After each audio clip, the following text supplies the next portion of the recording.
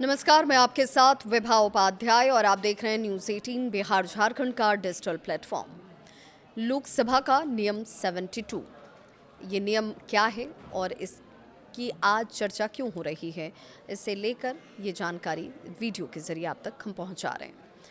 और क्यों इसका इस्तेमाल किया गया, ये जानना बहुत ज़रूरी। अगर आप सोच रहे हैं कि आज संसद के विशेष सत्र में अचानक से नियम 72 की इतनी चर्चा होने लगी, तो क्यों होने लगी? सवाल तो स्वाभाविक है कि आखिर इसकी चर्चा आज क्यों हुई। तो ये वीडियो आपको ज़रूर देखना चाहिए। आज हम आपको समझाएंगे कि नियम 72 होता क्या है, इसका इस्तेमाल कब होता है और महिला आरक्षण बिल के दौरान इसे क्यों लागू किया गया।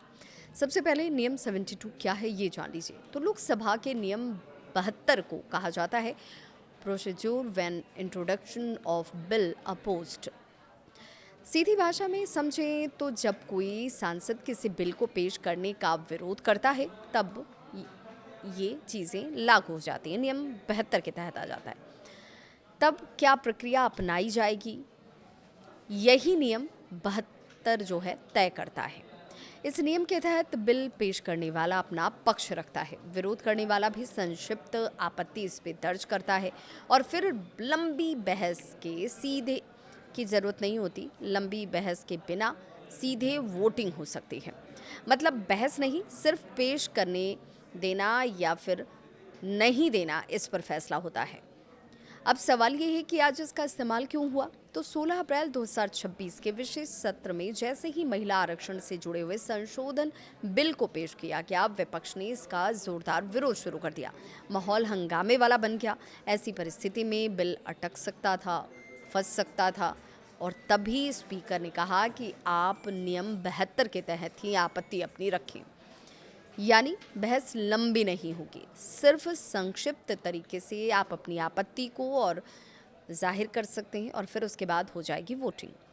नियम 72 में स्पीकर के पास कितनी ताकत होती है तो जान लीजिए। इस नियम में स्पीकर की भूमिका बेहद अहम हो जाती है।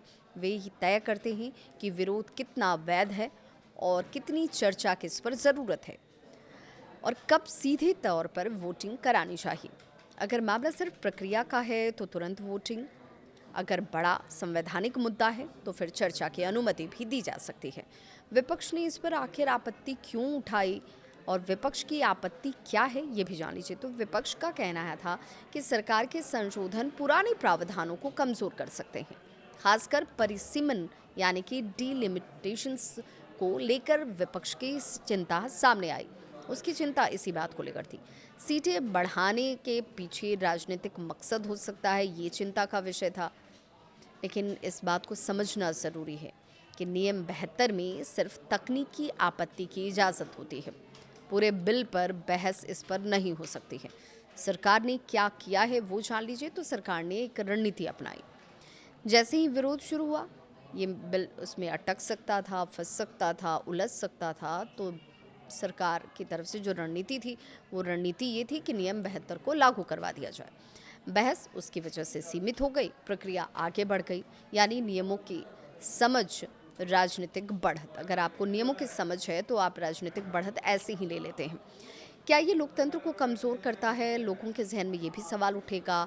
तो पहली नज़र में लग सकता है कि बहस रोकी जा रही है, लेकिन असल में ये अराजकता को रोकने का तरीका है। विपक्ष को बोलने का मौका मिलता है, लेकिन काम भी रुकता नहीं है। अगर हर बिल पर शुरुआत में ही लंबी बहस होनी शुरू हो जाए तो संसद ही ठप हो सकती है। महिला आरक्षण बिल पर असर क्या पड़ा? तो नियम 72 लागू होने के बाद बिल पेश हो गया, गतिरोध खत्म हुआ और अब ये आगे की प्रक्रिया में बढ़ चुका है। अगर ये पास होता है तो क्या होगा? 2029 से महिलाओं को 33% आरक्षण मिल सकता है। लोकसभा सीटों की संख्या भी बढ़ सकती है।